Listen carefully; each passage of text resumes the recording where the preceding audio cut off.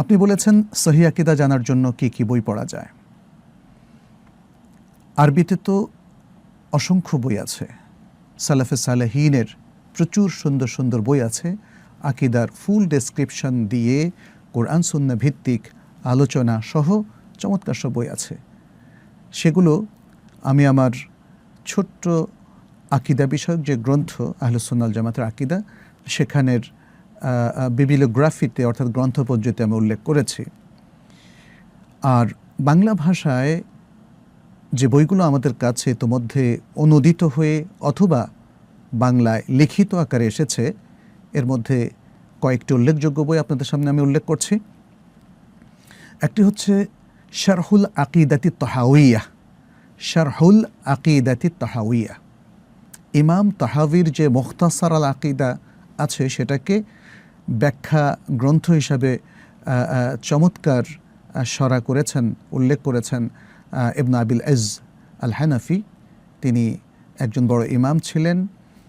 তিনি অত্যন্ত চমৎকার এবং বিশুদ্ধ সরা করেছেন বলে এটি মদিনা ইউনিভার্সিটিতে পাঠ্য, সেটি বাংলায় অনুদিত আকারে এখন পাওয়া যায়। দ্বিতীয় যে বইটি সেটি বাংলা ভাষা আরেকটি উল্লেখযোগ্য গ্রন্থ উসুলুল ঈমান। উসুলুল ঈমান এই গ্রন্থটি মদিনা ইউনিভার্সিটির একদল প্রাজ্ঞ বিজ্ঞ সিনিয়র ওলামায়ে কেরাম লিখেছেন, শিক্ষক। এই বইটিও বাংলা অনুদিত হয়েছে এবং সবুজপত্র নামক একটি প্রকাশনা থেকে প্রকাশিত হয়েছে। আর আমার যে বইটি আমি বললাম খুব সংক্ষেপে, আহলুস সুন্নাহ ওয়াল জামাতের মূল ধারার যারা আকীদা পোষণ করেন তার আলোকে এই বইটি সংক্ষিপ্তভাবে সংকলন করা হয়েছে। আপনারা এটিও পড়ে দেখতে পারেন। এটি তাইবা একাডেমি থেকে প্রকাশিত এবং সেটিও পাওয়া যাচ্ছে। তৃতীয় আরেকটি বই আকিদাতুত তাওহীদ, ডক্টর সালেহ আল ফাউজানের লেখা, সেটিও একটি অনুবাদ গ্রন্থ এবং এই বইটি বাংলায় পাওয়া যাচ্ছে সিয়ান পাবলিকেশনস থেকে। এবং আরেকটি বই, সেটিও বেশ ভালো একটি বই, আকীদার সংকলন, ডক্টর আব্দুল্লাহ জাহাঙ্গীর রাহমাহুল্লাহ। এই বইটিও পড়া যেতে পারে। মোটামুটি আকীদার মৌলিক গুরুত্বপূর্ণ বিষয়গুলো এই কয়েকটি বই পড়লে খুব ভালোভাবেই জানা যাবে ইনশাআল্লাহ। এরপর আপনি আরেকটি প্রশ্ন করেছেন, সেটি হলো তাফসির গ্রন্থের মধ্যে সাধারণের জন্য এক বা একাধিক তাফসির কোনগুলো পড়া যায়। আমরা জানি তাফসির গ্রন্থের অনেকগুলো এখন বাংলায় বের হয়ে গেছে এবং এর মধ্যে অধিকাংশই কপি পেস্ট, কারণ এখন প্রত্যেকেই দেখা যাচ্ছে যে এক একটা অনুবাদ তিনি বের করে ফেলছেন। তো সাধারণত এই অনুবাদগুলোর মধ্যে সর্বপ্রথম যে অনুবাদটিতে আয়াতুস সিফাত, আল্লাহ সম্পর্কিত যেই আয়াতগুলোর সঠিক অর্থ করা হয়েছে সেটি হলো রাওয়াউল বায়ান,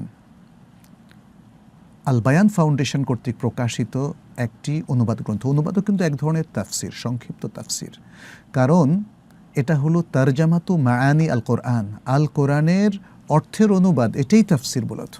আল কোরআনে আসলে কি বোঝানো হয়েছে এটা খুবই গুরুত্বপূর্ণ তাফসির, অতি সংক্ষিপ্ত গুরুত্বপূর্ণ তাফসির।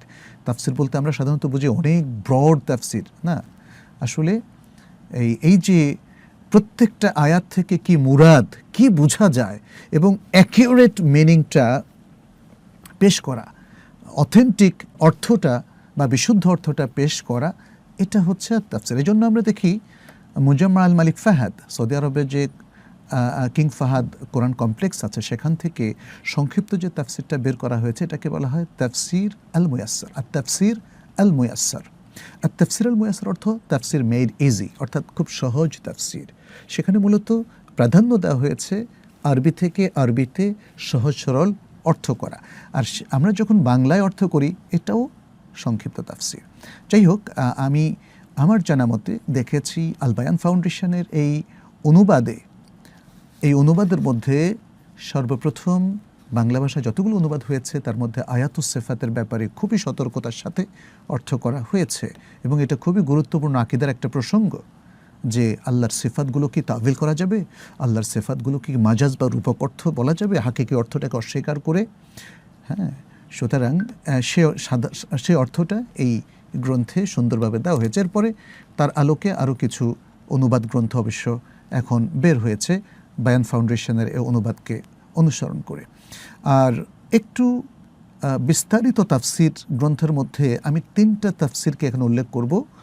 একটি হলো তাফসির ইবনে কাসির। এই তাফসিরটা বাংলা অনুবাদ হয়েছে এবং আমি যতটুকু জানি প্রথম দিকের অনুবাদটা অতটা সমৃদ্ধ ছিল না, অর্থাৎ আরবির কোনো জায়গায় প্রতিনিধিত্বটা সঠিকভাবে করা হয়নি। পরবর্তীতে সেটাকে আবারও রিভাইজ করা হয়েছে, রিভাইজড ভার্সন বের হয়েছে। আমার ধারণা যে সেই রিভাইজড ভার্সনটা নিশ্চয়ই আগের থেকে অনেক ভালো। আর আপনারা যদি তাফসির ইবনে কাসির আরবি থেকে পড়তে পারেন খুবই ভালো, যদি সেটা না পড়তে পারেন তাহলে ইংরেজি থেকে পড়েন, ইংরেজিটা খুব ঝরঝরে হয়েছে। আর সেক্ষেত্রে বাংলা তাফসির থেকে, অর্থাৎ বাংলা তাফসির ইবনে কাসির যেটা, সেখান থেকেও সাহায্য নিতে পারেন। আসলে আমি এক্ষেত্রে উল্লেখ করতে চাই যে এই যে মৌলিক গ্রন্থগুলো আমরা বললাম, এগুলো মারাজা আস-সাহিহা ওয়াল মাসাদির।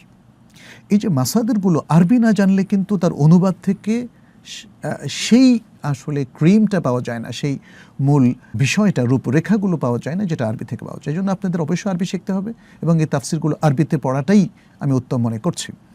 আচ্ছা, এরপর আরেকটি আছে আদওয়াউল বায়ান। এটা মুহাম্মদ আল আমিন আশ-শানকিতি রাহিমাহুল্লাহ, তিনি মদিনা বিশ্ববিদ্যালয়ের একজন প্রখ্যাত শিক্ষক ছিলেন এবং আমার যতটুকু মনে পড়ে তিনি 1973 সালে ইন্তেকাল করেছেন রাহিমাহুল্লাহ। তিনি মূলত শানকিতি অর্থাৎ মৌরিতানিয়ার একজন প্রখ্যাত আলেম ছিলেন, কিন্তু তিনি মদিনায় এসে স্থায়ী হয়েছেন এবং ইলমের বিশাল খেদমত করেছেন। আদওয়াউল বায়ান তার বিশ্ববিখ্যাত একটা তাফসির এই জন্য বলছি, যদিও তিনি আধুনিক কালেরই একজন মানুষ, কিন্তু তিনি বিশুদ্ধ রেওয়ায়েতগুলোর আলোকেই এই তাফসিরটি রচনা করেছেন। ফলে আদওয়াউল বায়ানের মধ্যে আমরা সালাফে সালেহিনের সকল সঠিক মতের আসলে বহিঃপ্রকাশই দেখতে পাই। আর আরেকটি চমৎকার তাফসির বর্তমান যুগের আরেকজন বড় আলেম লিখেছেন, তিনি হচ্ছেন প্রফেসর ডক্টর হেকমত বশির ইয়াসিন। তিনি আমাদের মদিনা বিশ্ববিদ্যালয়ের একজন প্রখ্যাত শাইখ ছিলেন, আমরা তাকে পেয়েছি।